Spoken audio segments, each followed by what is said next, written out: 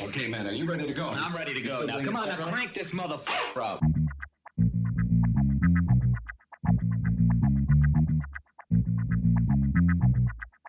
Break it down like this.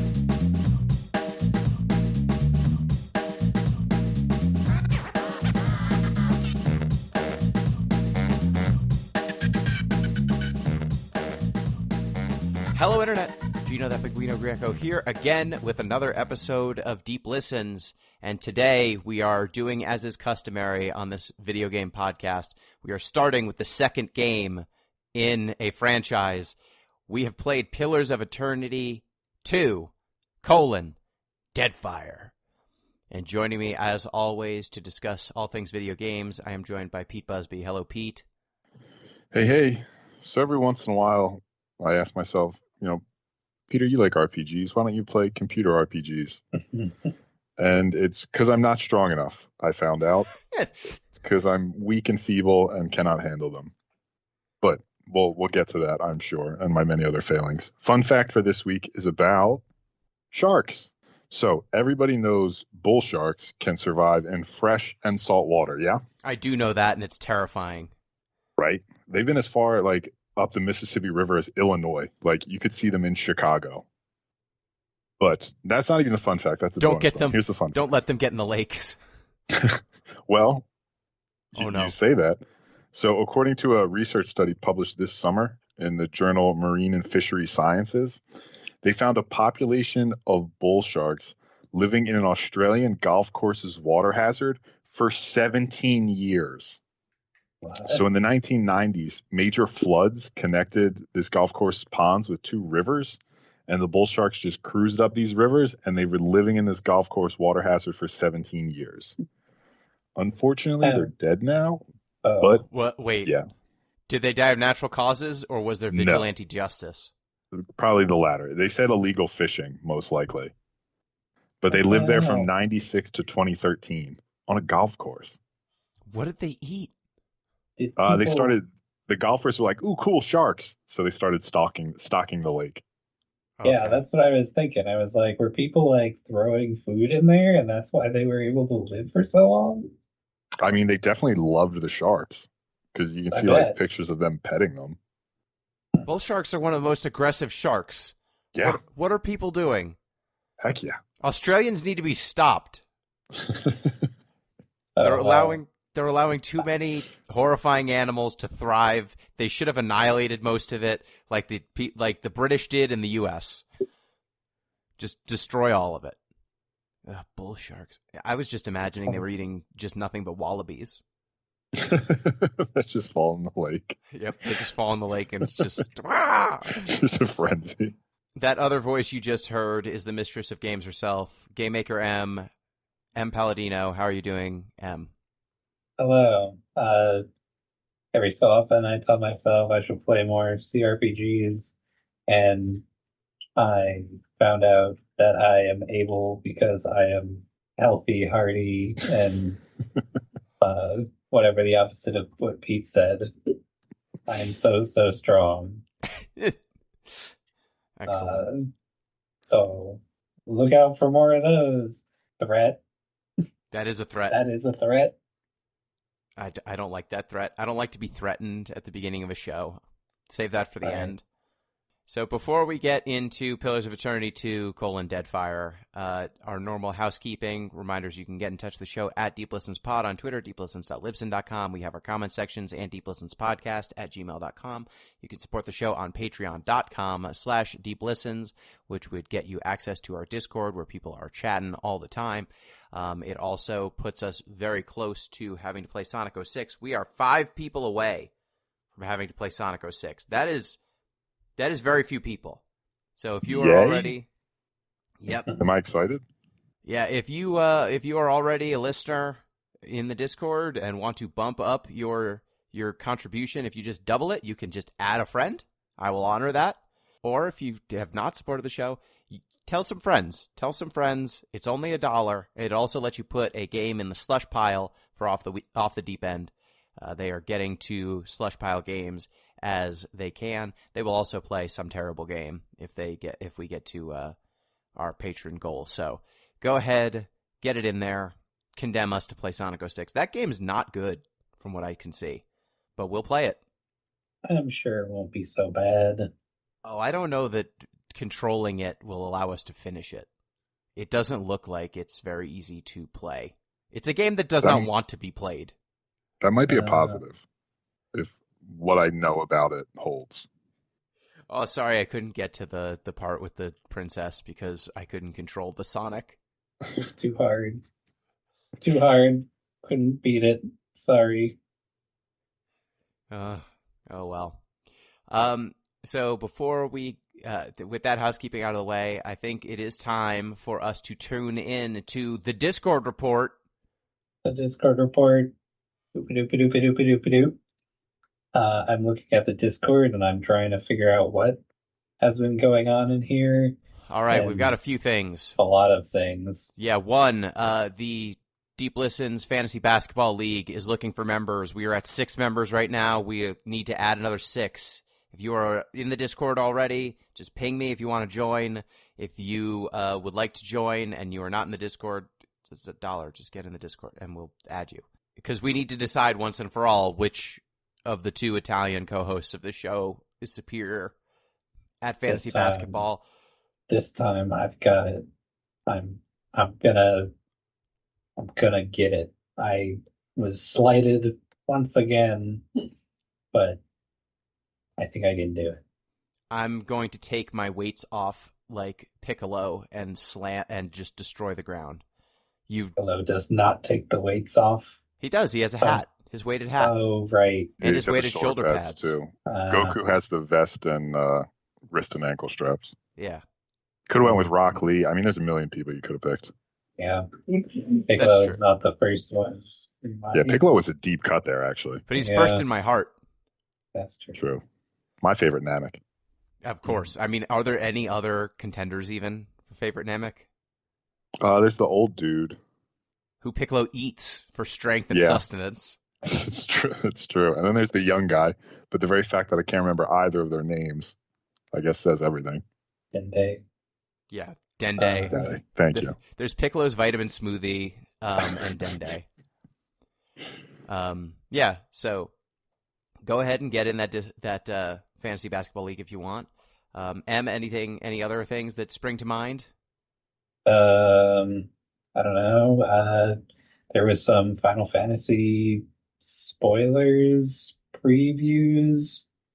What Yeah. else? What else? Rebirth, the second Yes. Final Fantasy VII remake game, has That's been coming. previewed. A lot of Factorio going on in the video games channel. Have you played Factorio? That game looks like a panic attack to me. What is Factorio? It's where you're making a factory, like Yeah. you're trying to make the most efficient factory you can, and then in order to do so, you're like basically destroying the planet, obviously.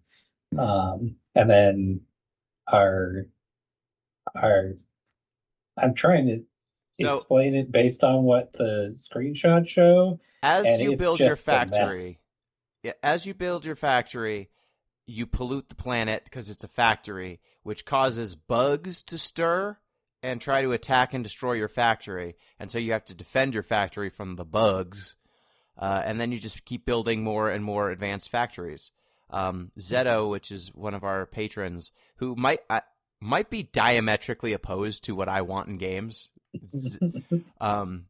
Like everything Zeto gets into, I'm like, that's interesting. I never want to touch that. But they keep modding more and more and more elaborate, difficult mods into this game whose UI just looks wholly unappealing. Zeto's in space now. I don't know if space was in the game to begin with, but there's space now. They built a train elevator so they can run trains from their factory on the planet to the factory on the moon. Horrifying. I don't think the Food Channel had any true abominations recently, which is great. Nothing too bad. Yeah, ZP has been suspiciously quiet in the Food Channel lately. So we'll see what horrors he brings. Other than that, It's just going.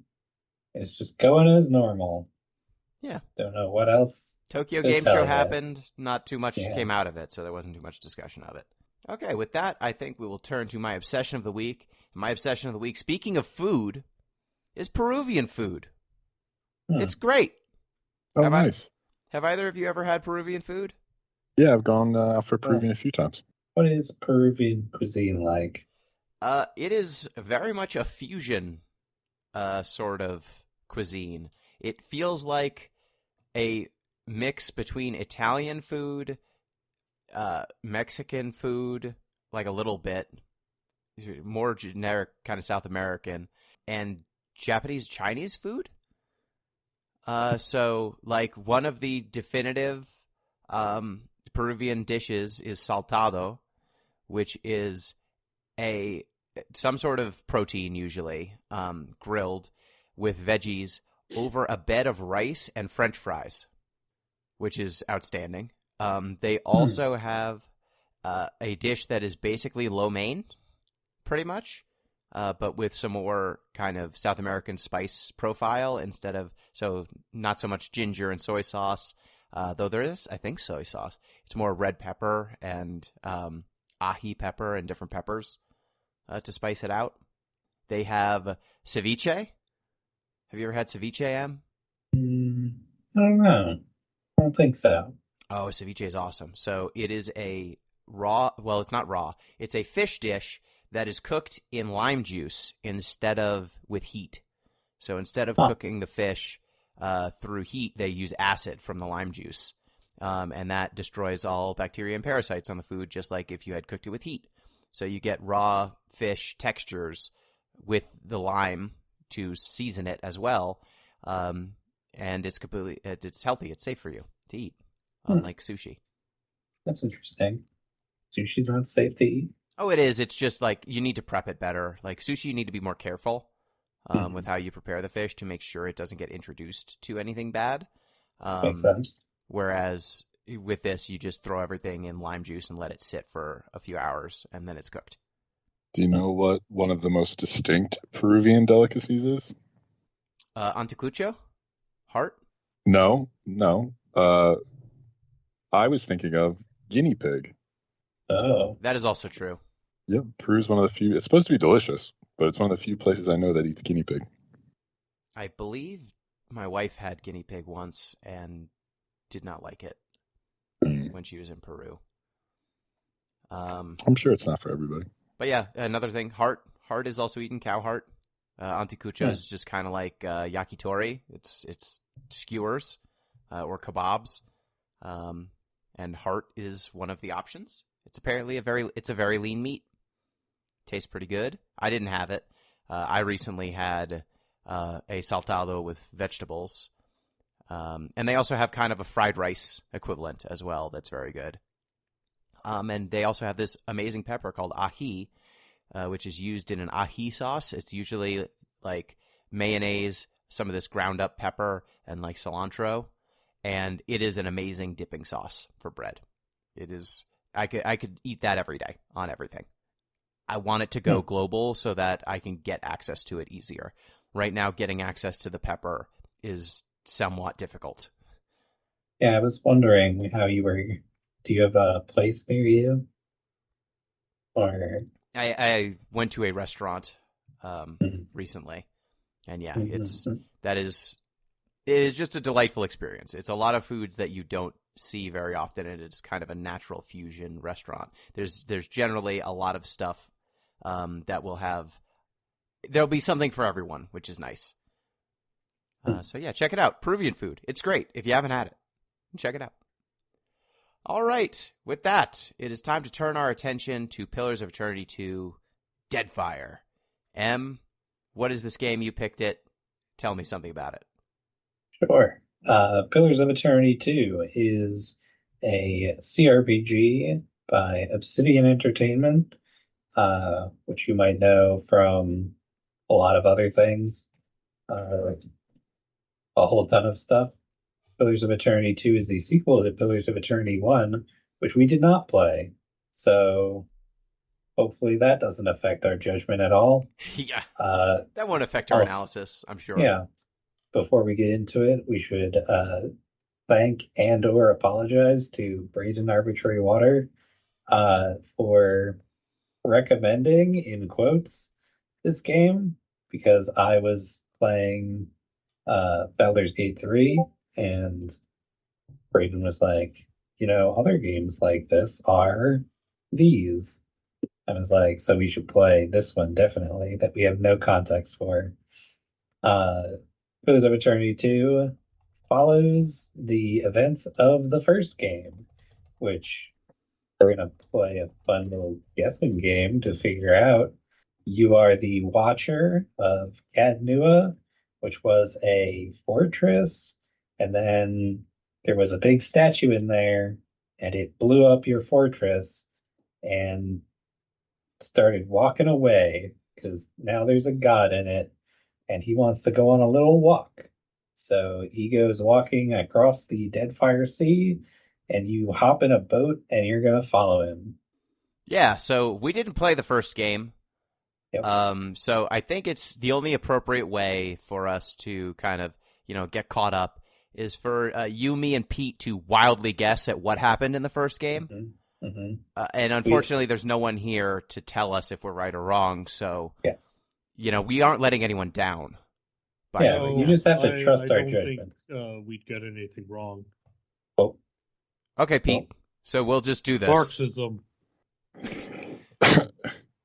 Spot on. So Marxism, as I just said, has a big bit to do in the. Actually, it might. So here's the part that I understand about the first game. I don't know where this occurs in the first game. I have no context for it. But a god possesses a farmer, then they blow him up with a middle-aged nuke. That happens Yeah, in the that- first game? that's something that happens. Okay. Okay, Gino, what do you know from the first game? You're a watcher, which is a What does person that who can mean? see ghosts. You're Macaulay Culkin from The Sixth Sense. He You was can not the kid in The Sixth Sense. Is Actually, he not? that was Haley Joel No. Osment, Okay. star of Kingdom Hearts games. Okay, so you're Haley Joel Osment from The Sixth Sense, What's and that voice?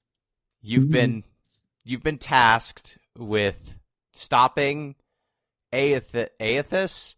He's a god. He's the god of rebirth and death, but like Okay. he's like cool. He's like a chill god of death. And he's up to no good. And you have a house that you have to manage because it's a CRPG, so they have to give you management elements. You meet a guy named what is his name? He's in my Urdus or party. something? He was in my party. Edris? Idair. There. You meet a guy named Idair who's like a farmer soldier. You meet an elf named Aloth who sucks. You meet a bird woman named Pelagina, I guess, and they help you stop. And you meet the brother of this lady named Mai Rua. You meet all them, and you kill a lich at some point, and you take his head, and his head is in your backpack for most of the game. And I guess you stop the god somehow, and then he reincarnates as a big jolly green giant and destroys your house. Em, what do you think Okay. happened in the first game? Did they? So- I'm sorry, Em. Before you jump Yes. in, is there really a bird woman that they named half of Pelican? Is Yes, that what her name is from? she is in the second game, so yes, she's real.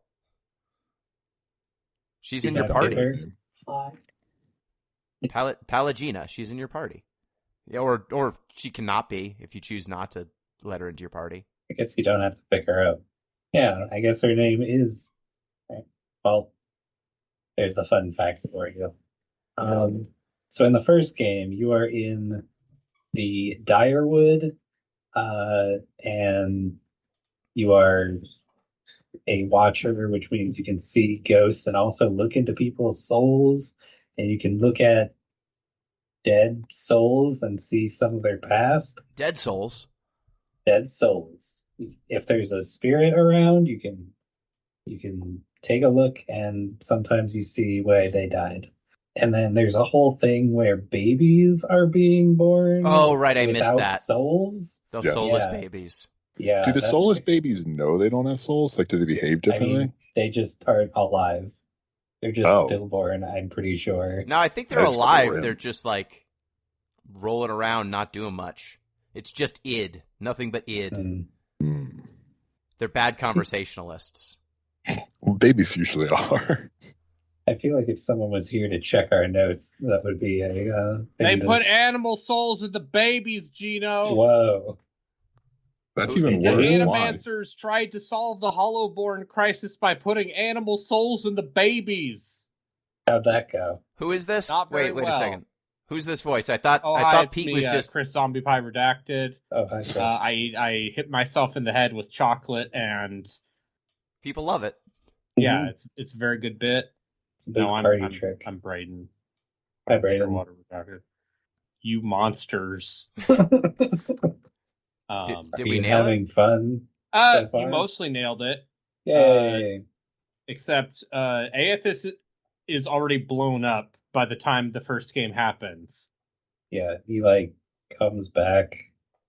In the first game, you're dealing with the followers of Wodica, who is like the exiled queen goddess of law and being shitty. Oh, the god of fascism, Wodica. Yeah, Okay. Who's Theos? What does Theos he is have her to do? servant upon the earth, Oh, okay. Hmm. and he's kind of the main antagonist of the first game. And he's responsible for you becoming a watcher and going slightly crazy. And so you got to chase him across not the Sword Coast in but order not to Sword Coast. Yeah, no, it's like what if the Sword Coast but also colonial America. It's the Direwood, right? Yeah. Oh, okay. See, we What? got it. Okay, so then we were pretty close. Is the okay? Are all the races Yay. that are in the second game represented in the first game? Like, are the Yeah. Fawana very? Like you can Around. be their island and coastal Amawa, Mhm. and there are references to the Deadfire. No, the main factions in the first game are basically 3%ers, the cops, and a crime family, and you have to pick between one of those three at one point. So is Rautai or Valia, like, are any of the factions that are represented in the second game present in the first game? Yeah, because Makes it right. Palagina's in your party in the first game, and she loves her country of not Italy. Not Italy. Yep. And Maya's brother Kana is from Rautai. So you get lore. Oh Okay. boy, do you ever? You sure do. You like historically informed world building. Well, buddy, let me tell you. You won't Josh after Sawyer this. does. Yeah. Mm.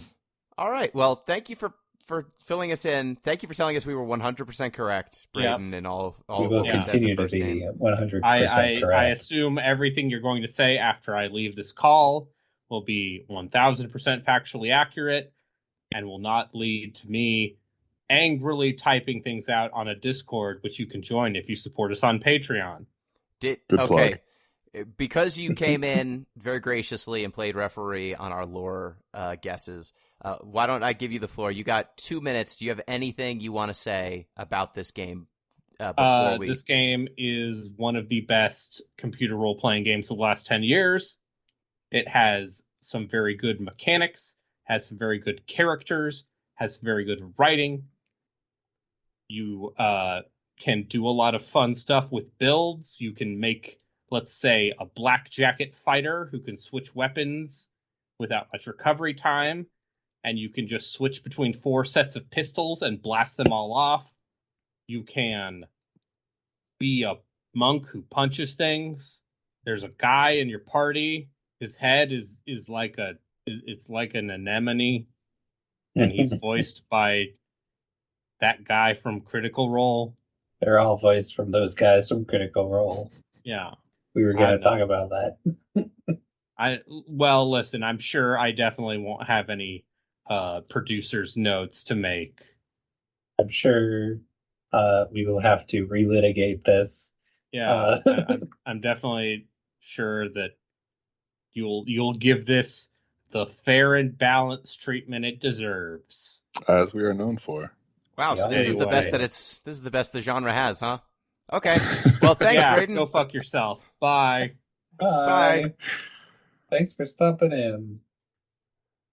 All right, so we nailed part 1. We know now everything that happened in the first game.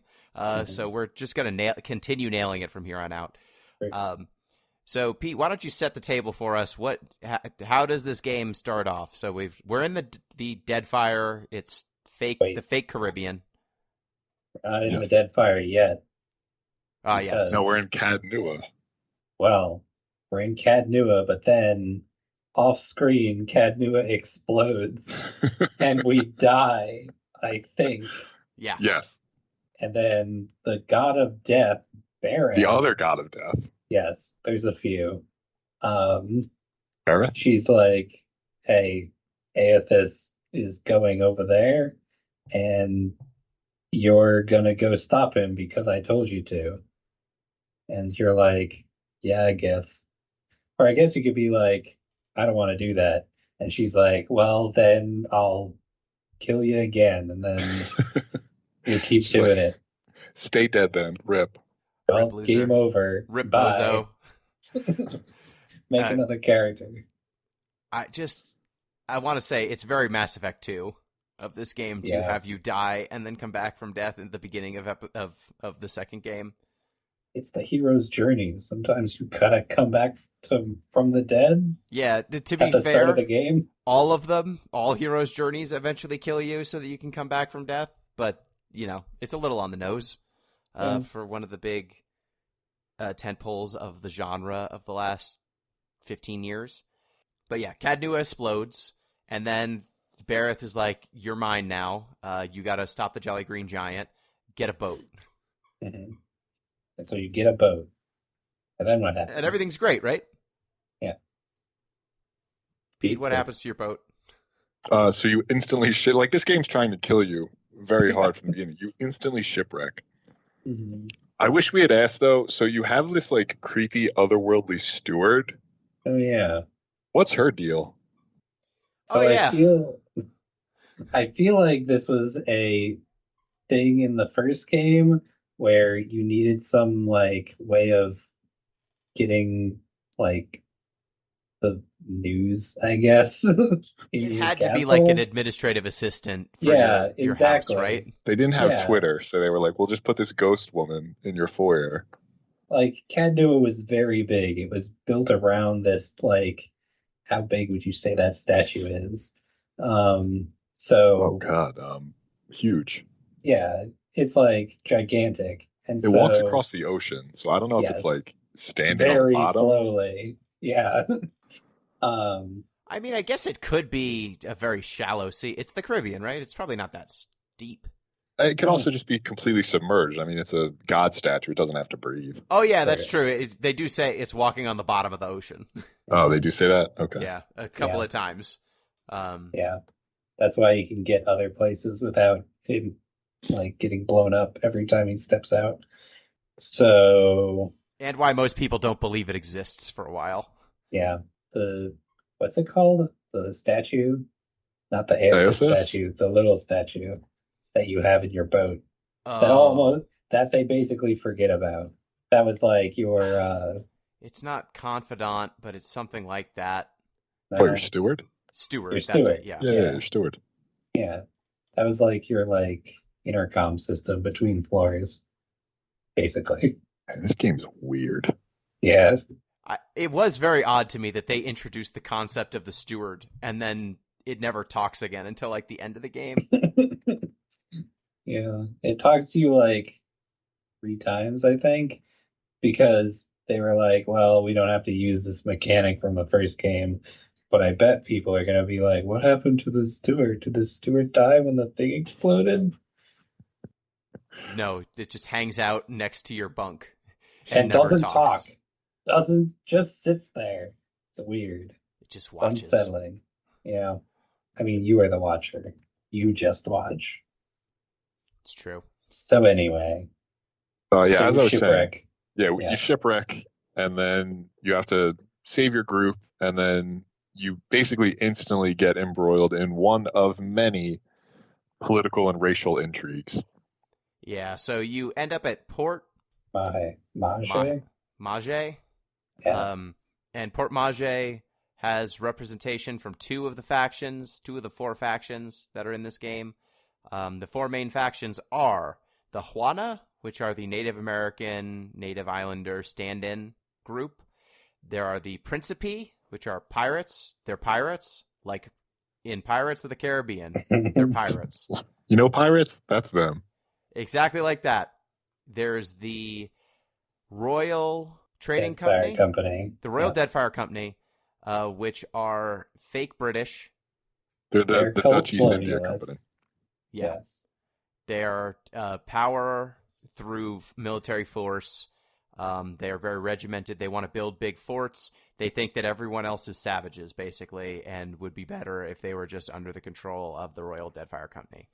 And then the Aliens. Valian Trading Company, which Yes. is fake. They're fake Italians, and they're into science. Yeah, their whole thing is they want to mine this glowing green rock called Adra, which is basically what souls need to get to in order to be reborn, because there's reincarnation in this world. Yes. So Infinite they- reincarnation, and they're like, Yes. what if we strip Yeah. mined the do planet? you think of- anything bad would happen if we destroyed these rocks that are literally reviving souls? Probably not. Probably not. It's fine. Yeah, so They all suck. They all suck in different ways. Also they're a small faction, but they're also slavers. Guess what they're all about? Slaving, probably. Slaving. Slaving away at work, am I right? No, you're not, Gino. No. Damn it. They sell incorrect. humans.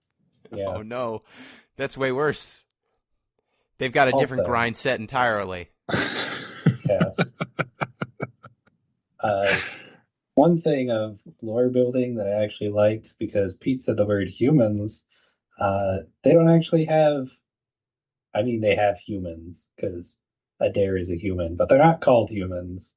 The sentient species are all called Kith, which makes it sound like you're Mike Tyson and you want a little Kith. Yes, and the Kiths. That's the sort of hard-hitting journalism you expect from Deep Listens. Yes, I'm sorry, I thought about it every time I said it. I couldn't avoid it. there's dang it. Oh my god, There- there's so fucking many. There are a few races. There are elves because it's a fantasy game. There's humans. There's Juana, Dwarves. which are like these. There are dwarves. Juana and Anuma, Aumaua. They're islander. They're Standing. island and coastal. You see, One of their them, skin them is is tribal blue. tattoos. yeah, one of them is blue, one of them is brownish. So that's how you tell the difference. Which one did you pick to play? I picked an Aumau. Oh, okay. I did too, actually. Pete, what did you Hmm. pick? Did you also pick an Aumau? No, I was boring. I just picked humans. Okay. I was like, I'm a human. I'll pick a human. What race and what classes did everyone pick? I was a monk. I was like, punching things, count me in.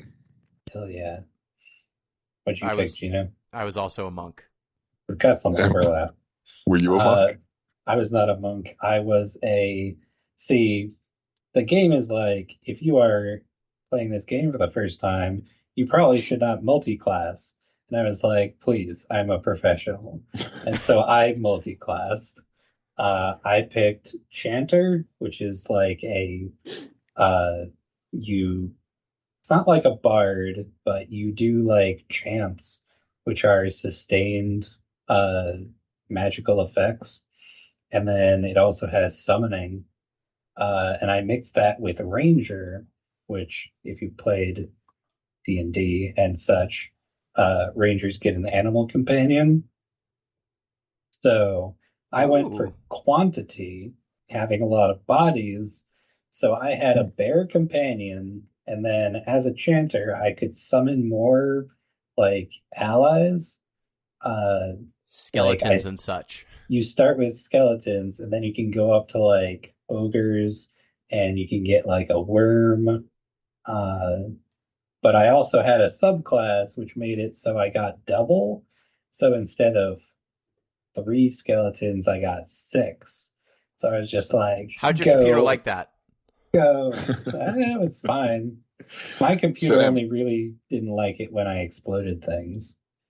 You picked a game Yes. where there are multiple levels of like stats just to determine Yes. there are 4 different defense stats, Yes. all of which determine 4 different types of damage. And you said, this combat isn't complicated enough. Let me add more bodies to it. Yeah, I was like, weight of fire usually wins out in these sorts of scenarios. Therefore, if I have more bodies, I will have more attacks, and so I will win more fights. I saw the Uh, sheer scale of menus and I was like, Mhm. bail on all of this. I'm punching. Pete, Yeah, that's fair. which monk subclass did you pick? Did you pick it? Were you I just think it's- generic monk? No, I did manage to pick a subclass, as hard as that was too. But I think it was Shattered Pillar. I picked the one where your buffs are based on dealing damage as opposed to taking it. Mhm. Okay, that is different than what I picked. I picked the let me get the name of this subclass if I can. I picked the Hellwalker. Good choice. Oh, yeah. So the more wounds you have, the more damage you deal. So you get a might, so a point in strength basically for every wound you have. But you take 5% more damage for each wound you have too. And it goes up to 10 wounds. So you can get 10 extra might, but you'll take 50% more damage. I just went full glass cannon, which I appreciated because in the later levels you can like make it so every time you crit you attack again. And there's a few different effects that stack like that. So you can take like 4 or 5 attacks very quickly if you do it right. So that was my hope. That was my aim. I will say there's a monk class where you just do drugs. Yeah. You're better at drugs. And that was interesting. I didn't do it, but it sounds like that is a legitimately good class, which is funny. So yeah, I guess we picked pretty boring classes all told, except for UM. I did not. I wanted to go hardcore, and I did. You saw the instructions and you're like, stupid game. Don't tell me how to play you. Yeah, we should talk about like the mechanics of combat as well, God. because For we sure. mentioned Em, we please mentioned tell that. me. So you get to Port So- Mage, like we said, Yes. you get like introduced to the Juana and the Valerian, not Valerian, it's not Valerian, Valian. But Alien, yeah. Valian Trading Company, because the town is basically run by a Valian governor, but some local Juana live there too. And you get set on a few like fetch questy missions to start the game, which might lead you to combat. How does combat work? So combat is like, well, it depends actually. There is 2 versions of combat in this game. Oh right. One was added more recently than the other. So, did you guys play the turn-based version or the real-time with pause combat? Real time believe- with pause. Also real time with Oh. pause. Okay, well, I was coming off of Baldur's Gate 3, which is all real time with pause, or no, turn-based. So I was like, yeah, I'm down for turn-based. So I did turn-based, which makes it like a more D&D experience because you have your initiative track and then you like go through you have one action that you can do. You can do your movement and then do an action and then it goes to someone else's turn. If you do real time with pause, everything just happens all at once. as far as I can tell. And then if you want to give people orders, you can pause the game by pressing the space bar and then like tell your casters to cast some spells. And also it makes like the way some spells work different, because real time with pause, you have actual like time passing, but then it converts everything into turns if you do turn based. Oh. So yeah. So like my skeletons will sit there for like 3 turns, which would only be like, I don't know, 10 seconds, maybe. So it's a very different experience. But honestly, if they stick there for 3 turns, but they do what you want for all 3 turns, Yeah. as opposed to if they stick around for 10 seconds, but the AI is like, no, I need to attack this thing. No, I need to attack this thing. No, I need to run over here. That's probably preferable. Yeah.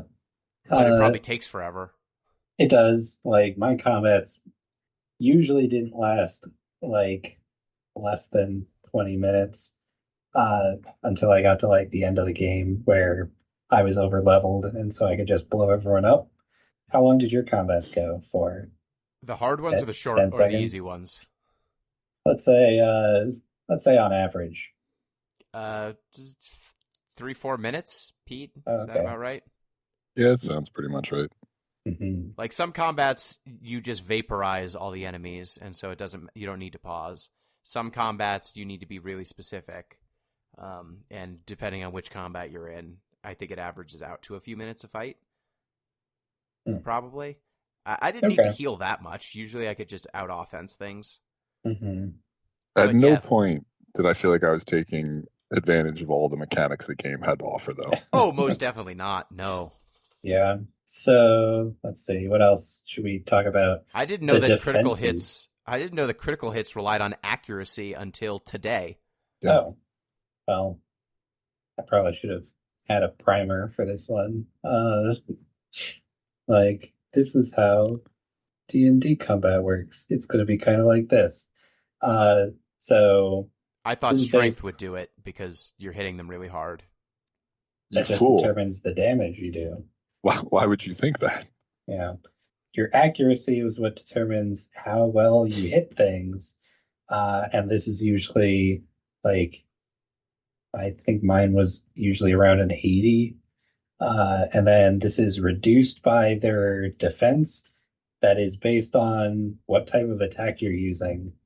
So there's 4 different defenses. There's, Ugh. oh God, what are they called? It doesn't There's matter. reflexes. There's like, honestly, it doesn't. Look, there's a million Will- things in this game. Will, reflexes, some sort of body, defense, and I don't know what the fourth one is. There's like deflection. Okay. Deflection is the total of all of these. And then you reduce whatever the accuracy is by deflection. And then if it's higher than 100, like if you have a lot of bonuses, then you get a crit. And crits do more damage.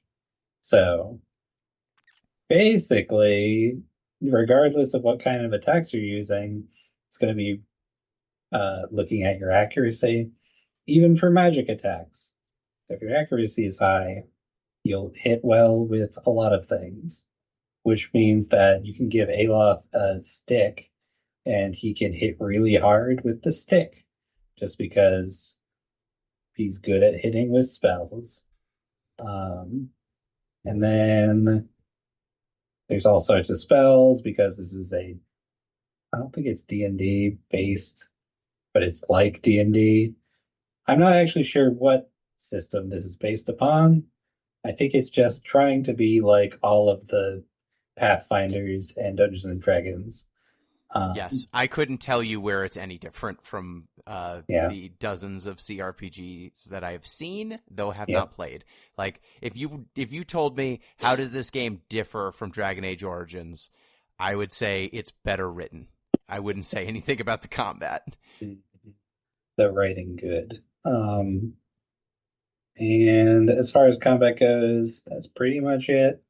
Like, oh, and all the classes have their own like unique currency that they use in combat. Some of them right. build up Like monks build up wounds when they get hit, and then the other classes have a thing that they spend, like paladins, they spend zeal to power up their stuff. Yeah, that's pretty much how things work. Yeah, So and some of the we wizards spent- also. Oh, sorry. Go ahead.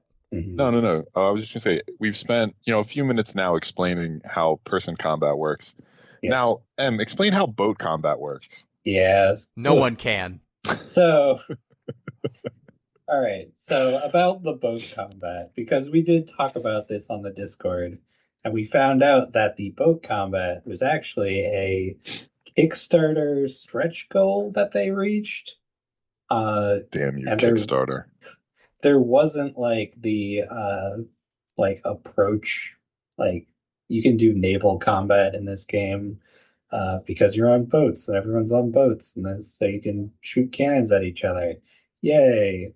Except it's all theater of the mind. Like you're just reading like this book-looking thing, and it's Yeah. like you Just move imagine forward. you're a boat and there's another boat, Yes. and it's just like yeehaw. Okay, I guess I'll yeehaw this turn, Yeah. and then it's like, oh dang, you're 7 knots away from Mhm. your opponent's keel haul. You take 5 damage. It's like, what?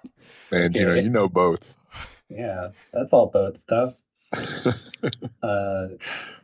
Yeah, the boat combat is basically pointless because it wasn't in the game until they reached that stretch goal. And then they were like, well, shit, now we gotta put this in there. Boats. Yeah. So, Which of you were on a sailing team? Come over here. Write what happens when boats fight. yeah. Where's our coxswain? Mhm. Yeah, I found basically what they were saying inscrutable, so I never knew what I was. I tried it once. I hit the options. They don't do a good job of telling you what the options mean because they use nautical terms. So I don't know if I'm like bringing my boat around to shoot at them. There's symbols on it. There's symbols on the things. You can figure out what, if you're gonna turn port, there's a little arrow that's pointing to the, I don't Where know if are it's the they? left or the right. Where's the enemy ship though? If it says it's turning left There's to right, a diagram that has your boat, and then there's another boat around the circle on the outside. That's where your enemy is, the other boat. I didn't look. I didn't understand any of that. I was trying to read the dialogue prompts about how my valiant sailors were turning the ship, and I was getting shelled. Well, because you didn't know where the boat was. You were just in fog of war the whole time. No wonder you were confused. I've played this It's little immersive. game called this Yeah. little game called Battleship. I've been told it's very accurate. You just kind of shoot, and then you hope you hit something. Yeah. You're not supposed to know where your enemy is. Exactly. That's Oh, why it's a fun boy. game. Would Battleship be fun if you knew where the enemy was? Is Battleship fun? It'd be a lot faster game. Oh boy. Did you All right. fine? Did you do the ship combat more than I like did 2 or do 3 this. times? I did do the ship I did the ship combat so many times until I started taking too much damage because I had done the ship combat so many times that people were like, "Oh, now I know I can fight you," and so they were like, charging People just started me? coming after you. I mean, they weren't coming from like, miles away. They were like, "Oh shit, I see you over there," and then they charged me as we were passing each other. And so I was like, "Hell yeah, I'll do some ship combat. Why not?" Because I knew where the other boat was. And so I would try and take out some of their guys before I got onto the boarding phase, which is just like a regular ass combat. It just happens on boats. And also, there's a lot of NPCs that are helping you out. So everyone's recommendation is to just skip the boat combat and go right to boarding if you have the option. Which You I would probably always say, do. yeah. I would Yeah, probably say the best way to do it. I would say, you know what's another way to kill all of their sailors? Board them and yeah. touch them with my fists once. Yes. Because Yeah. most of these boats are crewed by weak-willed, lily-livered scalawags, and you touch them once and they explode. See, Yeah. scalawags, you get boat stuff. Yeah, that's a boat thing. I don't know. The boat combat never actually like finished the fight for me. I just did it to soften them up. Because I knew if I shot like I forget what it was. There's like cannonballs and then there's chain shots and they do different things. And then there's like buckshot basically, and that takes out some of their on board crew. And so I was like, I'll just shoot a bunch of this at them until I'm close enough to board them. That's what I did. That was my strategy. Boarding them worked really well. Boarding them also works just fine. Probably Yeah. less resource intensive. I gave about as much. Yeah, because if you decide you want to do boat combat, all of a sudden there's all these stats that you need to care about all of a sudden. Like you need to get better sails and hulls and cannons for your boat. If you just board everyone, you don't need to care doesn't about matter. any of that. Yeah, you don't have to take into account how fast your boat goes. The object is just get as close as you can with the boat, Yeah, and then get on board the other boat. you can reinvest that money into guns and drugs. But I like the boat combat Good for in you. Look, theory. Yeah. Someone and had like to. you like. I mean, In somebody you theory. probably like the gummy ships on Kingdom Hearts too. You know, people make Yeah. bad decisions all the time. I mean, I think I just like pirate stuff. While I was playing this game, I also watched the live action One Piece, and so I was like, oh yeah, I'm jonesing for boat combat. And then I Well- did the boat combat, and then it was just like reading a book. I was like, oh, okay. Quick tangent. Is the live action One Piece good? Yeah, it's got the spirit, is Okay. how I describe it. If you like One Piece, but you don't want to actually experience all of One Piece, Oh, it's God, a good it way to does. get like the abridged version, So this Yes, is One Piece Brotherhood, pretty much. Yeah. One Piece Kai. Yeah. If you're freaked out by like the CGI effects that they do to make Luffy's arms stretch, there's a bunch of that. So I don't like that. you'll have to get used to it or don't watch it. That's cool. I picked don't watch it. Yeah. Anyway, Okay, so yeah, you like boat combat exists. I'm glad someone liked it. That's cool. like in quotes. Yes. The regular combat, if you've played a CRPG before, it's like those. Mhm. You pick an ability, you drag the cone or the circle over the enemies, you click, they explode. You mostly run up against your opponents and mush against them, swinging and missing, and sometimes hitting. Each of your classes have abilities that you would recognize from D&D for the most part. Is there anything that's really like notable beyond that with the combat? I was just thinking like I don't think like it feels pretty by the books. Yeah. I mean, it's like this is very D&D inspired. So they have like people are very opinionated about their D&D-esque things. So a lot of people prefer that they are close to whatever's in the books. So with games like this, if they go too far off the beaten path, Everyone people gets are mad. like, no, this is not like in 4th edition where you could blah, blah, blah, blah, blah. But this one's pretty good. Yeah, and we didn't say, but you also have stats that impact your ability to do dialogue things. So, Yeah. like, you have some main stats like athleticism and sneakiness and perception and stuff like that influences your options in dialogue. You have some, like, more cultural things like streetwise or I guess it's physical. No, it's not even broken up physical, magical, It's or like like- academic. It's it's arbitrary. There's two categories of things.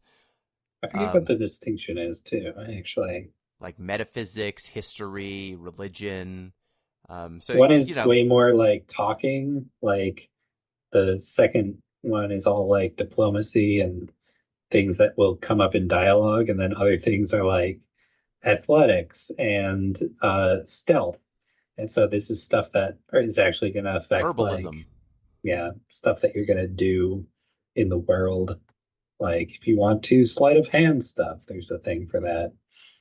Those get 1 point every level. Yeah, so you're leveling up. It's giving you more dialogue options. I didn't ask. What did we name our characters?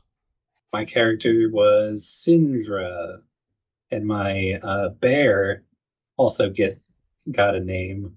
My bear was named Shari, which my roommate tells me is the word for bear in his Native American tribe.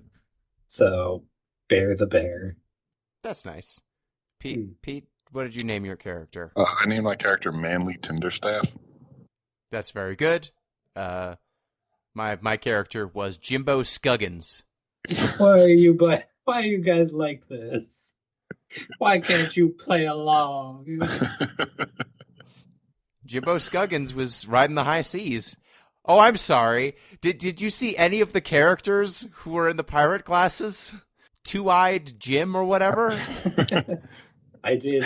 One of the last things that I did was I went to Fort Deadlight, which is like the pirate stronghold, one of the pirate strongholds. And I fought a guy whose name was No Nut Ned. So I was like, okay. I see what you're saying. No Nut Ned is weak for 11 months of the year, but then November comes. He's powerful. His strongest time. Yes. Yeah, so let's turn our eyes back on the story, because I feel like we've talked a lot about the combat and the mechanics. It is dense with it. It is thick with menus. But the story is what's interesting, right? Like that's the part of this game that I feel stands out in any significant way.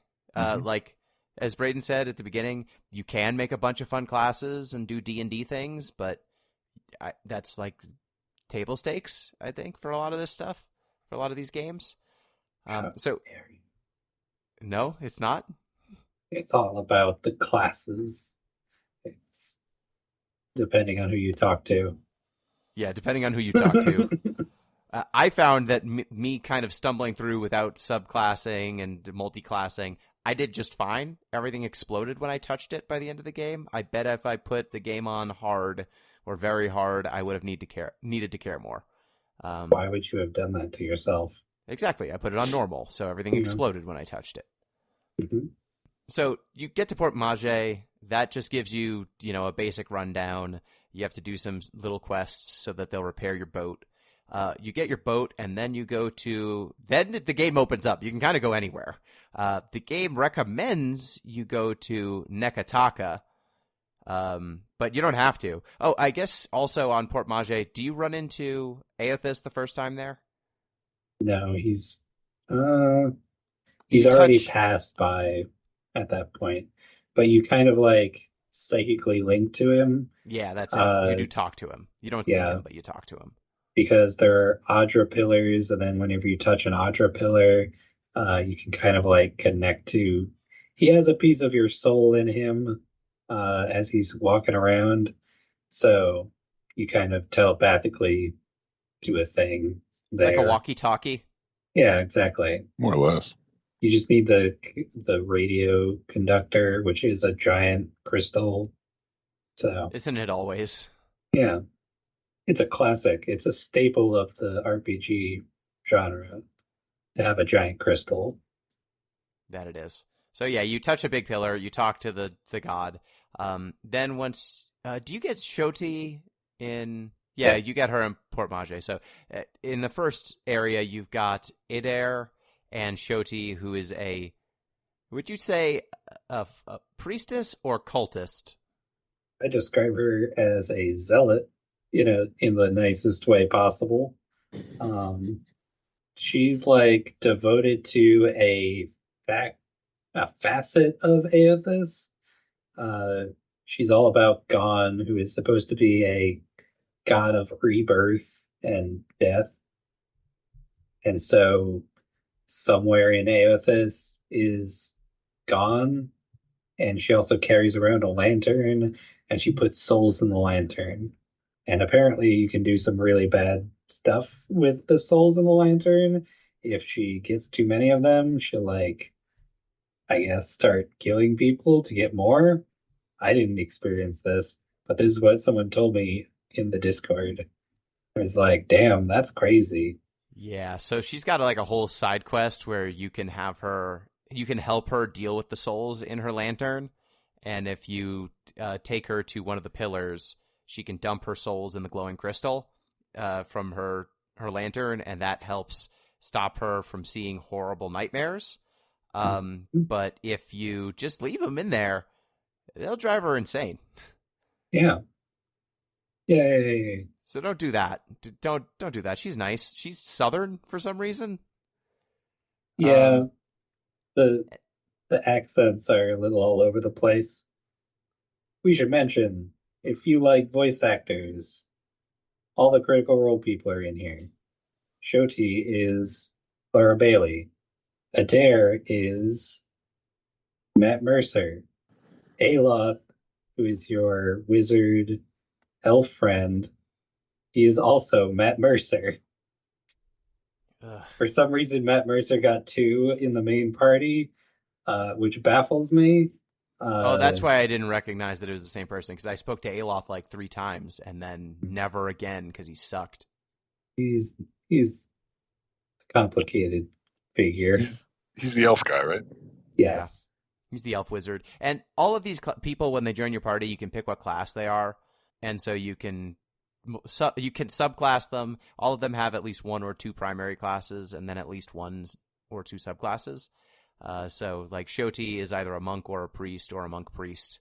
Aloth is a wizard or a wizard fighter or a rogue wizard.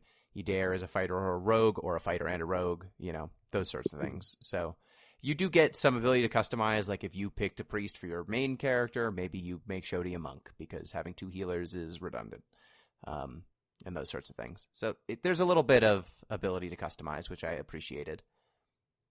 Yeah. Did you multi-class your other characters, or did you go with one? One class to rule Kept them it all simple. for everyone. Yep. So I clearly did not get the memo that we were going simple for this one. That's fine. I just for you looked at this and went, look at all of these D&D terms. I've got it. For me, I was like, this is my world now. Exactly. I saw 4 different types of defense, and I was like, I'm out. Like, you lost me instantly. Yeah, once every other ability started having blue lettering to let me know that I need to right click on it to learn what it actually does, I was just like, oh no. There are some classes where you right click to learn about what the ability does, and then you have to right click inside of the ability itself to learn what the a sub part of the ability does, and I'm like, this is nope. Basic attacks. It's an ability, and then that ability gives you the effects of a spell, and so you have to look at what the spell does, and then that spell gives you a buff to a stat that you don't know what it does. Exactly. You know what's a good ability? Punching things. Never fails. To death. Fair. You could also do that. For me, Aloth was a wizard, Adair was a rogue, Maya was a ranger, and we'll get over these characters. Shoti was a priest. Mm-hmm. Everyone was basically the basic option that they had. So once you've got those 3 characters, you'll get Seraphim gifted to you from the pirates. He's a Orlan, which are like fuzzy little people. It's like a blue little guy. Yeah. Hairy blue man. Who's horny. Yeah. Blue psychic. Yeah, he's a psychic. He also is voiced by Liam O'Brien of a lot of things and Critical Role. He does the villain in that anime, you remember. He does the villain in Eternal Sonata. Yeah, he's a little king. He's a little Fan shit boy. favorite of Deep Listens and Off the Deep End. Who else? You get him. You get Takehu when you go to Nekataka, which that's pretty much what I did right after leaving Port Mage. Mhm. Nekataka is the capital city. It's got the most stuff. I was trapped in Nekataka for like 10 hours. Yeah. Just being given quests every time I walked down the street 2 feet. Nekataka is like your hub for most of the game. So it's got like 5 different sub maps inside of it. And then some of those even have like a little book section that gets you to other sub maps. So it's very extensive. Yeah, and in there you'll get Takehu, who's a water shaper of the Huana.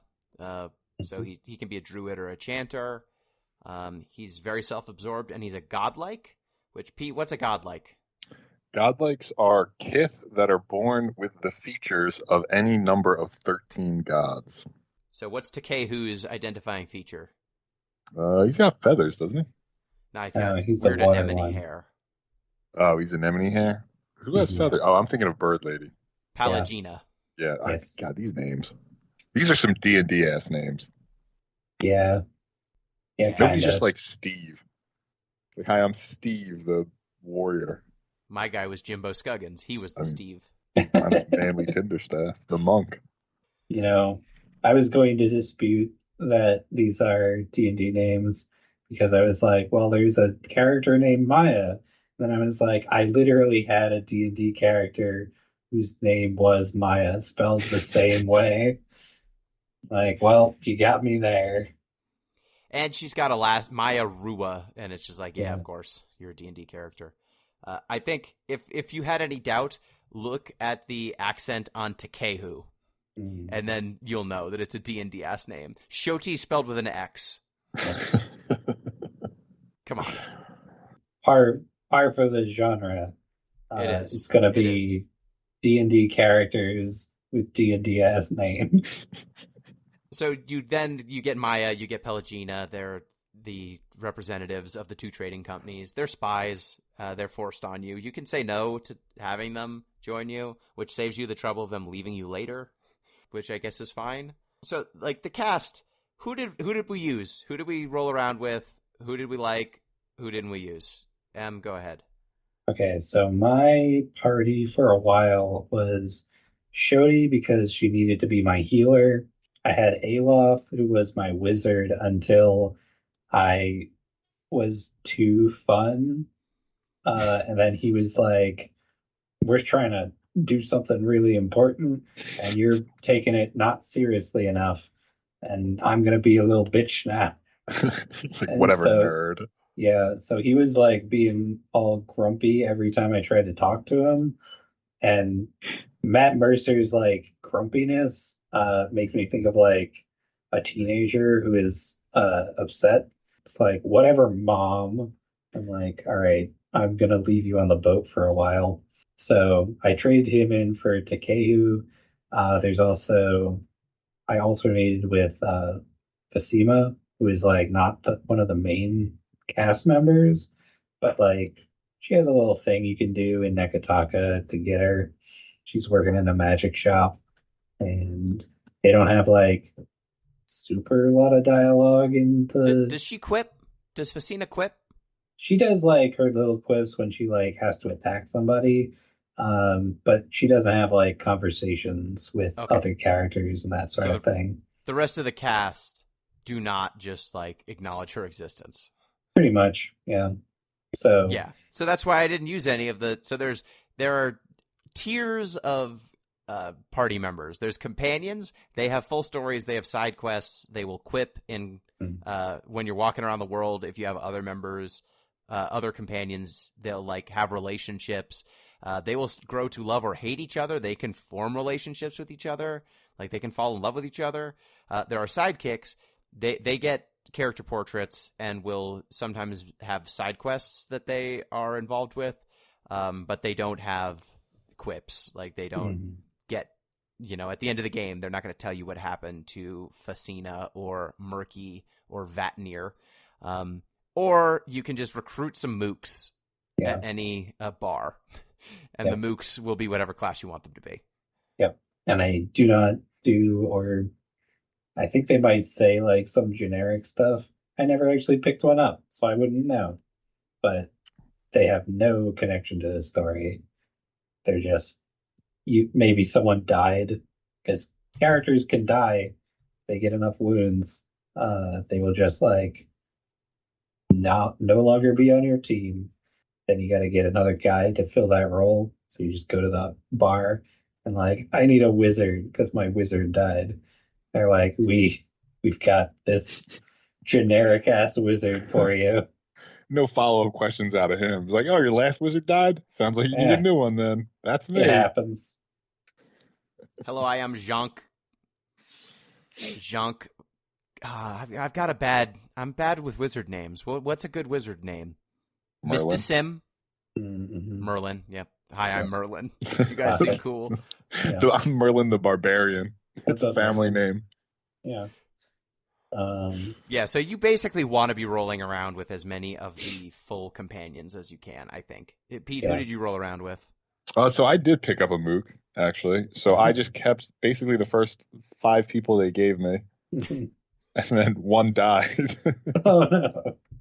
So I was Who like, died? all right, the wizard. Oh, okay. Aloth? I wasn't that Awesome. upset. I was like, all right, he's dead. So I picked up another wizard. I like that you're just like, Aloth's not worth save scumming for. Yeah, he's dead. It's like, I gotta save these potions. Hmm. Yeah, let's just bury him. What do you say we bury him? It's fine. Yeah, so my crew was Idair, Seraphin, Takehu, and Shoti. Because it turns out if you have people in your party who do not like each other, they will eventually grow to hate each other enough that one of them will give you an ultimatum that's like, you pick me or them, and then they'll just leave. Yeah, so Aloth does not like Shoti, and Shoti was my healer, so I had to put Aloth in the hold of the ship, never to leave. Pelagina also doesn't like Shoti, because Shoti is religious and Pelagina hates religion, so she had to be benched. Maya doesn't like Pelagina, but they were not both in my party at the same time. Actually, no, I don't think they have beef. They will get begrudging respect, I think, over They time. sort of don't get along, but not enough that it causes a problem. Aloth really hates Shoti and Takehu. Yeah. A lot. So yeah, that just means I never used Aloth. So yeah, I just rolled around with that crew, and then I would occasionally add everyone except Aloth to do their personal quests. I didn't do Aloth's personal quest because he sucks, and I don't want to spend time with him. So yeah, you roll around, like Nekataka, there's a bunch of side quests. Is there any side quests that you guys want to call out, that y'all want to call out? I want to call out one that was bad. Okay, Go call for out it. the bad one. Call out the druid one. Well, yeah. So you get to an island called Sayuka, and in Sayuka there's it's the Deadfire, the Royal Deadfire the Royal Company. Deadfire Company. Yeah, they have a little settlement there, and they're having some problems with some druids, because of course they are, because they're colonizers and they fucking suck. So you go, and the druids attack the city, and then the leader of the city is like, go over there and kill those fucking druids. And so you go over to the druids, and you're like, I don't want to kill you. You're just druids. You're doing your thing. And you're right. And so they're like, well, in order to prove that you're on the level, you should go over there and kill the leader of the Royal Deadfire Company's like detachment that's here. And so you go over there, and you basically, if you go back as soon as you step in the door, they're like, oh, it's on. And so they just start fighting with you. And if Maya is in your party, who is like the Royal Deadfire Company spy, she will just leave your party in that instant and start fighting you. And so I was Yeah. like, well, this sucks. And the only option seems to be to kill the druids who are over here just trying to like be on their island that they live on. That is blessed with like incredible abundance. Yeah, they're just like doing their thing, and if you decide to turn against the Royal Deadfire Trading Company, they start like having their ships attack you as you're sailing by them. And so the least bad option is to kill the druids, even though in a better world, I would have helped the druids. I could not take the heat from the Royal Deadfire Company bearing down on me because they are one of the largest factions in the entire ocean. And so I had to undo that decision. And that one did not sit very well with me. That sucked. Want to hear a way that quest is even worse? Sure. So when I got to Sayuka at first, Mhm. I didn't go into the storehouse that triggers the attack from the druids. Yeah. So I just left and went to the bog, and the druids immediately attacked me, even though I had never seen them before. Oh. So if you kill one, you don't have any dialogue options really, because you have no reason to know who they are or what they're about. Right. If you kill them and then you come back to the town, everyone who would have been under attack from the druids, they're just dead. So like all the vendors are dead. No one talks to you. If you try to talk to the like head of the Royal Deadfire Company, they're mad at you for no reason. And you don't get any of the rewards. So you have to trigger the quest starting. Otherwise, I mean, they're not mad at you in that they'll attack you. You don't get the quest at all. And you don't get the quest experience. You don't get any of the rewards. And all of those vendors are dead. So you can't buy any of their stuff. So yeah, you can just sequence break it and then get the worst of all outcomes. That's weird. Yeah, I would have maybe deleted that island. Yeah. This island sucks. Remove it, please. Yes. That one was rough. Most of the places that are controlled by the Royal Deadfire Company, they're going to come to you and be like, "Hey, you want to like help us colonize this a little bit? Want to kill the natives? Yeah, there's some natives over there. Would you like to make them not be over there?" And you're like, "No, I don't want to do that." And if you run into the Valians, they're like, "Hey, there's some Hadra over there, and we want to mine it real bad. Do you want to get those natives to go away?" You're like, "No, leave me alone." Do you want to pay them off? Yeah, you could pay them off. That would work. And if the pirates are there, the Principe, they're like, "We're pirates. Yar." Yeah, they're not very complicated, the pirates. The pirates have some internal drama between like the new pirates who don't respect Italian. Fake Italian, sorry. They say amico instead of amigo. They're the Spanish pirates, you see. Well, yeah, it's like a mix of Italian and Spanish, which is great. I love it every time they say it. I knew what everyone was saying without hovering over the blue because it was just like one letter changed from an Italian word every time. Also, they speak with Italian accents. Yes. Just in case there was any doubt who they were supposed to be. Pete, were there any quests that jumped out at you? I'm trying to think of the ones I did. So I did Rimmergard's cult. He's the god of entropy. And there's a zombie dragon you have to kill. That was okay. One. Zombie dragons are exciting. I got halfway through that quest and then said no thank you. Yeah. You have to talk, like, you got to do a lot of lore in that one. Yeah. I met 2 dragons. I don't know if they're necessary dragons that you have to meet. One of them is. I don't know if the other one is. I got 3, counting zombie dragon. Yeah, I got 3 counting zombie dragon. So I think the other 2 are necessary. Okay.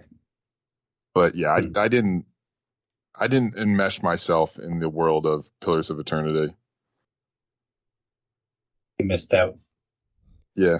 I mean, so let me ask you, the average hours on Steam, Hmm. what would you guess? Oh, I mean, 90. yeah, I would say 60. You were close to the median. Median 84, average 127 hours. Wow.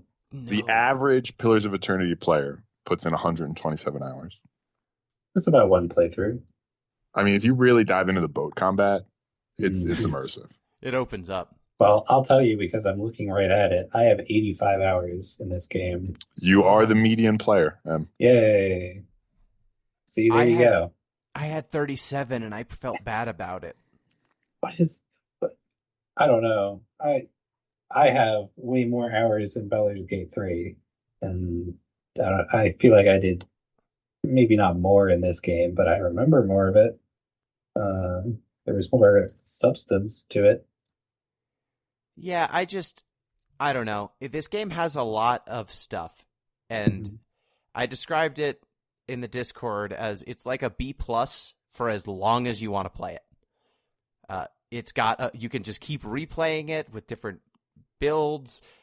It's pretty well written. It's got some clever twists to it. I don't need to see some of the alternate pathways, but there seem to be a lot of them. Oh, I hit the end, and they give you like an update on like people and what's going on with them. And I was like, who are these people? And what are these islands they're talking about? There were a bunch where I was like, who are these people and what are they talking about? And everybody's lives were worse for my intervention. Not a single person was better off. Really? Yeah. I tried to like make good decisions. I didn't like go into this in like a chaos run. And every single one was like, yeah, the people are subjected to the corporations now. And I was like, oh, that's too bad. And they're like, yeah, there was another genocide. And I was like, another genocide? What? Damn. You have to do a lot of side quests if you want things to turn out for people. If you don't do a lot of side quests, like these people are going to have a bad time, and they blame you. The game lets you know. They're like, you failed. You're a bad watcher. I had the DLC because of the version of this game I bought, so I was just like, I had quests thrusted upon me that I didn't want to do. And then at the end of the game, they're like, yeah, so that ice flow in the southern islands that just keeps expanding, it continues to expand, and a zombie dragon keeps killing people. And I was like, what? But I did half the quest. No? Okay. Yeah, finish it. A big tentacle monster exploded out of the Black Islands and killed people. I never even heard of that tentacle monster. Yeah, I was like, nobody mentioned it to me.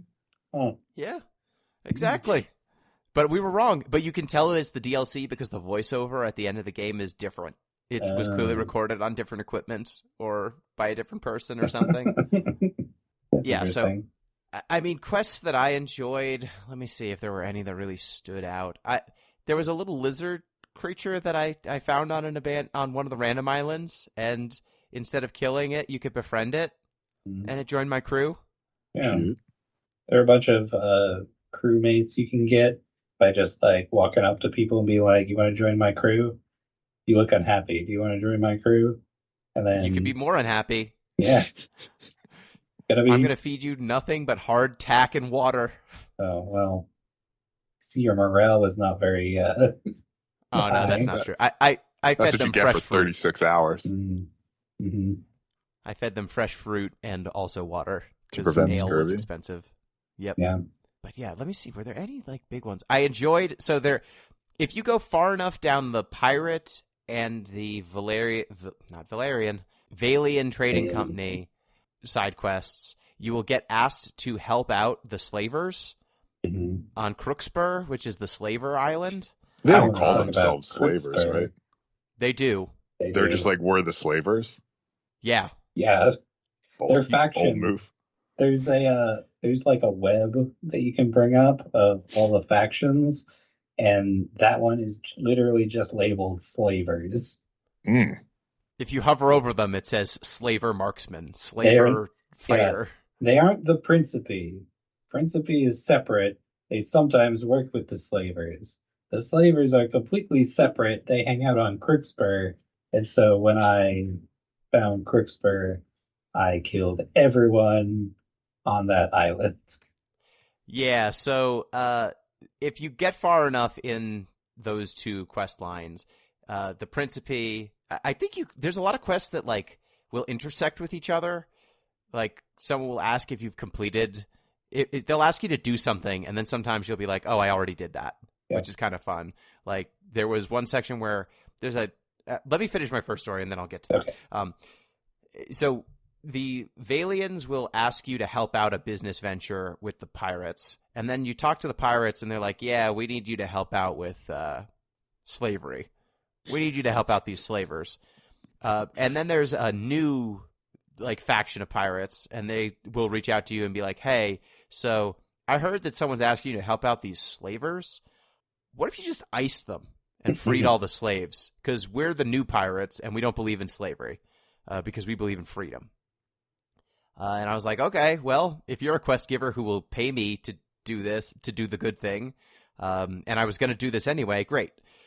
So yeah, you just show up. There's a slave at auction immediately when you get to the slaver island. You can bid on them, and they will join your crew, I think, if you buy them.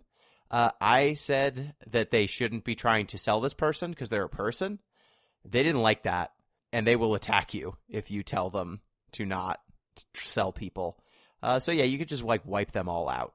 Yep. And I will say the Juana really like it when you kill the slavers. It seems like the Juana also, if you get far enough down the Juana, they have people who are kidnapped by the slavers. Yes. So basically everyone except the Royal Deadfire Company cares about this slaver island. The Juana like when you kill them. The Royal Deadfire Company likes it when you kill them because they're like, that's a really nice fort they got over there. Oh, really? Yeah, they're like, we could put our stuff in that fort. They're like rubbing their hands together, like, oh, I really want that. But there's a bunch of pirates in there. But, oh, you killed all the pirates. So now we can take control of that fort. But I went to the for forts. Yeah, I went to the Juana and I was like, they were like, we have a real problem with these Crixper guys. I'm like, good news on that front. They're gone. And then you plop the head of their leader down. And they're like, sick. Like, here you go. They're like, nice. Yeah, so that was fun. I liked that one. I really liked, there was a quest where a pirate gave me a list of pirates who were on a ship that her sister was on, and her sister died, but these people escaped because they were cowards. And so she tells you to go kill all of them. And if you kill all of them, they all have parts of a pirate map that you can put together and then go find buried treasure. Yeah, that was fun. That's fun. There was one fight that was really hard, though. Because one of them, the wizard, has, like, constructs with her, and those things suck ass.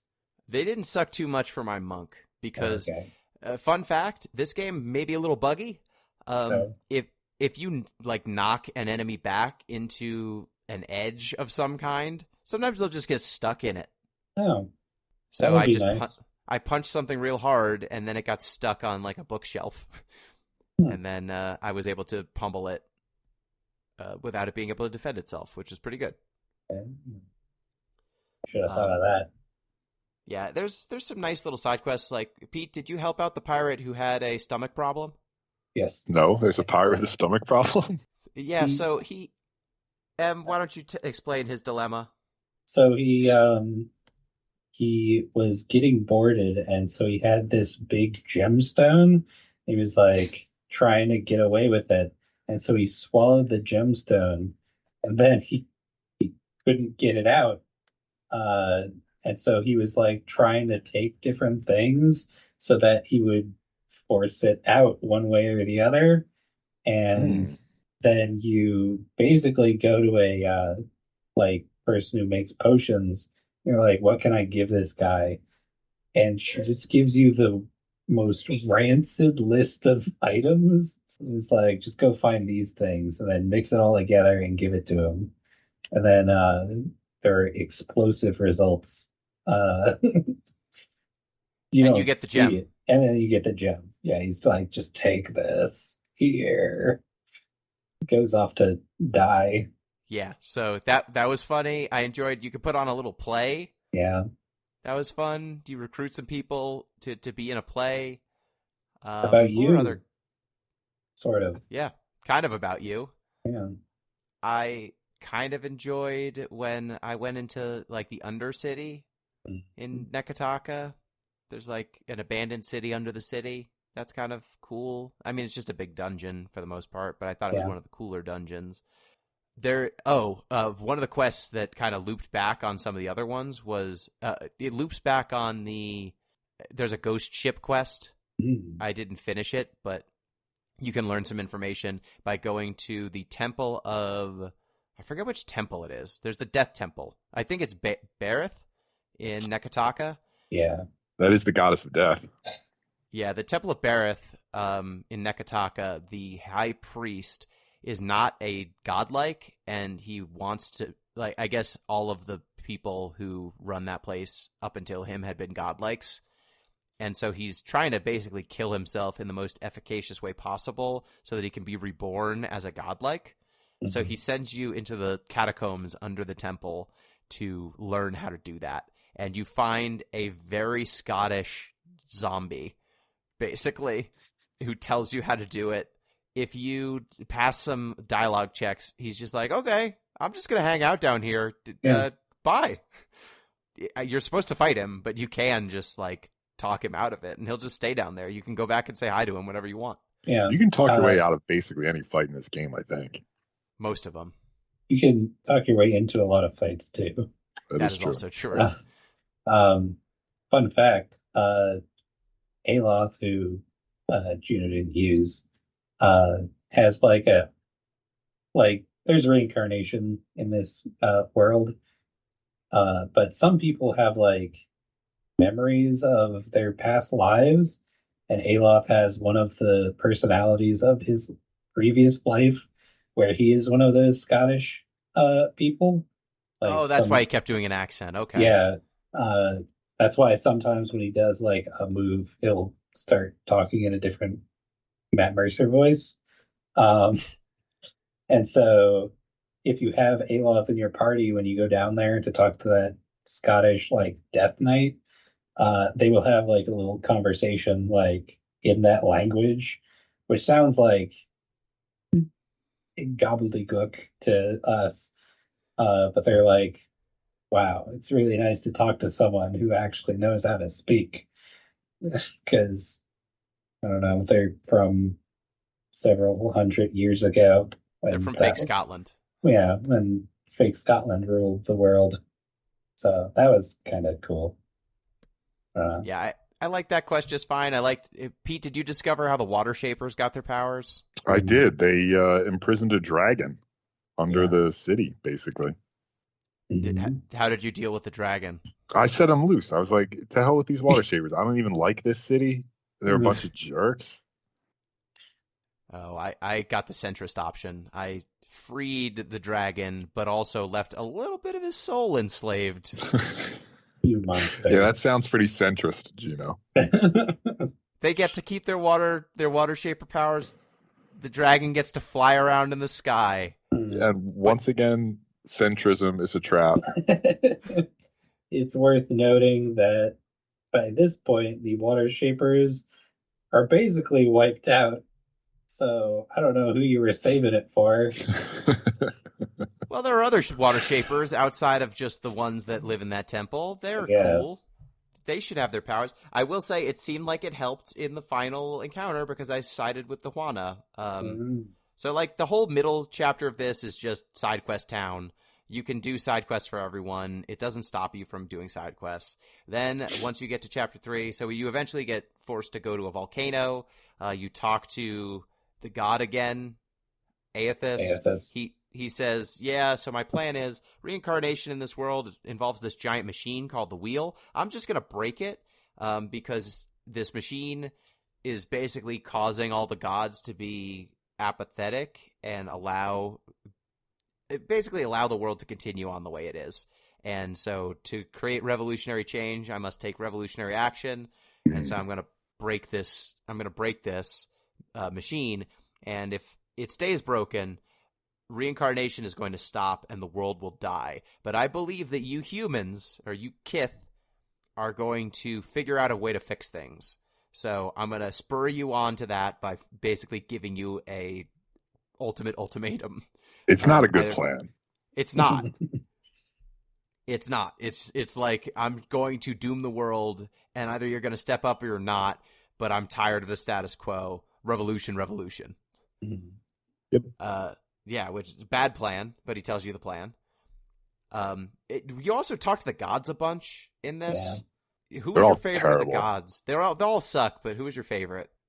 Or did you find most interesting? Did you find any of them interesting? Because some of them just seem like they suck. So We I already like talk about Andra. my is that favorite before the- was Skane. Mm, Not because of anything that happens in the game. He doesn't do anything in the entire game. yeah. But if you go to the wiki and read about what Skane's about, he's the god of rebellion of the poor against the rich, and the destruction of oppressive forces. Mhm. That being said, his followers are lunatics. So like Skane's whole deal is he has no nose, and he's all cut up, and he's got pitch black coal eyes like a demonic snowman. So what his followers do is they create what's called an effigy of Skane. So they take a person and they cut off their ears and they cut off their nose, and then they replace their eyes with obsidian stones. And then sometimes Skane sees this, takes over that person's body, and then kills your enemies. But other times Skane sees this and he's just like, sucks to be that guy, and doesn't show up. That's Skane. That's pretty good. Didn't do a good enough job with that one. Sorry. He's like, the eyes are a little bit beady. I'm not interested. No, not my favorite. Too much ears left. Yeah. So that's Skane. Skane's obviously terrifying. Mhm. Did we want to talk about Andra the fish? Oh my Sea god. god?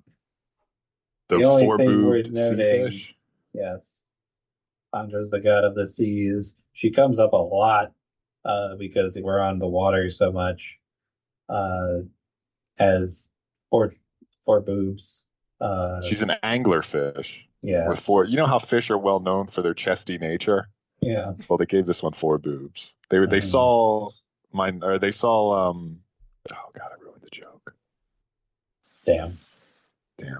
Try again. They saw Total Recall and they were like, 3 boobs, hold my beer. Fish with Ah. 4. I get that reference. There That's we go. good. That's good comedy. I mean, it's funny to me because some of these different cultures sometimes have different interpretations of the gods, Mhm. and it's funny to see which ones are right. And with Andra, the Juana are right.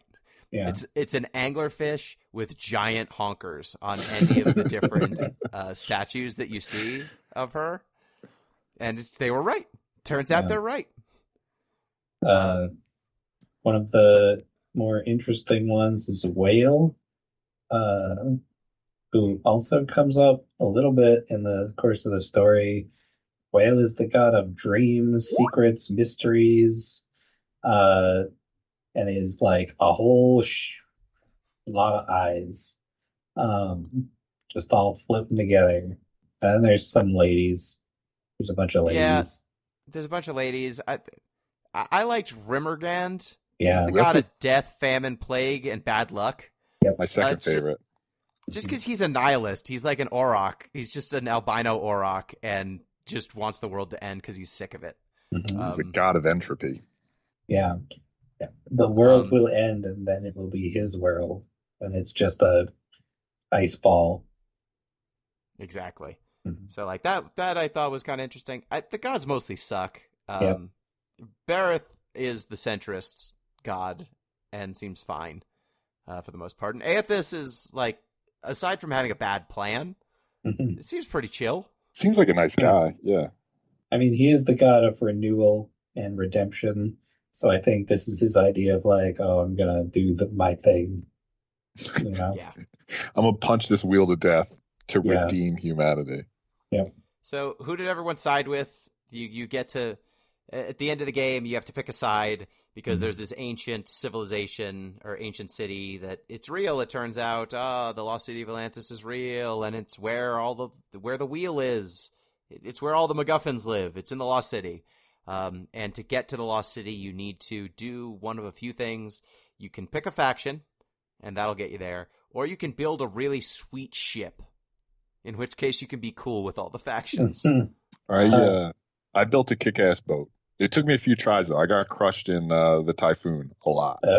Well, you see, I was working on making a kick-ass boat, and then it was time to record the podcast. So I had 4 of the 5 pieces of wood that I needed to make the kick-ass boat, and then I just had to go to one other place and pick up that last one, and that's also where you get the kick-ass sails that you need to be good at the boat part. So I didn't do the ending, but I'm like right up to the ending. That 86 hours just like wasn't quite enough.